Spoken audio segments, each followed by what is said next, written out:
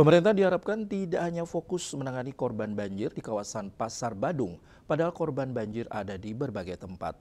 Pasca banjir, mereka juga berharap mendapat perhatian.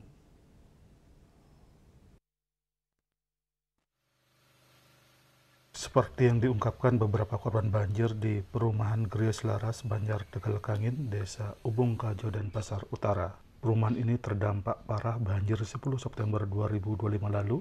Bahkan di perumahan ini 3 warganya sempat hanyut dan 2 meninggal dunia.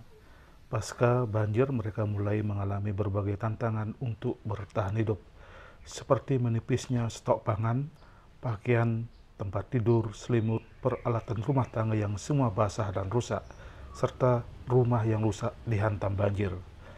Para korban banjir ini meminta perhatian pemerintah dan semua pihak. Dampak dari kesulitan di bidang pangan, sandang, dan papan ini, pada malam harinya sejumlah warga juga harus mengungsi, dan pada siang harinya mereka kembali untuk membersihkan rumahnya masing-masing. Banjir yang membawa material lumpur dan sampah menjadi masalah berat yang harus mereka hadapi karena tebalnya lumpur yang masuk rumah maupun di jalan perumahan.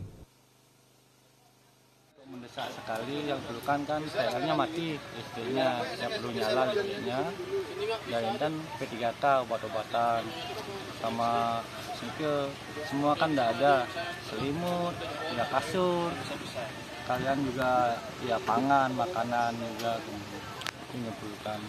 Bantuan kebersihan, ini sampah-sampah kan kalau gunung gitu. Nah itu yang perlu dibersihkan. Ada yang mengungsi di sini, Pak? Ada nih yang di belakang hampir semua rumah, cuma di depan aja seberapa. Dan berapa orang, Pak? Kita berapa 8 rumah di belakang. So pagi di sini, sore nginep tetangga. Butuhkan warga sama makanan mungkin ya, karena jadilah nasi bungkus. Kedua yang urgent tuh alas tidur, entah matras, entah kasur, karena ada beberapa rumah yang memang berdampak seperti ini, ke kasurnya habis nggak bisa dipakai. Ketiga ya mungkin ada perbaikan rumah, tempat akses masuk dan pembuangan sampah. Banjir yang membawa material lumpur menghancurkan perumahan Gria Selaras mengundang keprihatinan banyak pihak. Salah satunya dari komponen masyarakat Baladika Bali Cabang Ubung Kajo yang bergotong royong membersihkan lumpur yang mengendap di rumah-rumah penduduk maupun di jalan perumahan ini. Mereka menurunkan 50 anggota dan membawa 3 pompa air. Mereka melakukan pembersihan dari rumah ke rumah.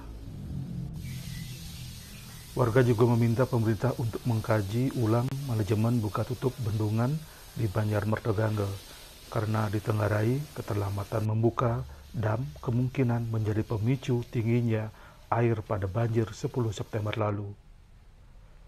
Rias Bali TV.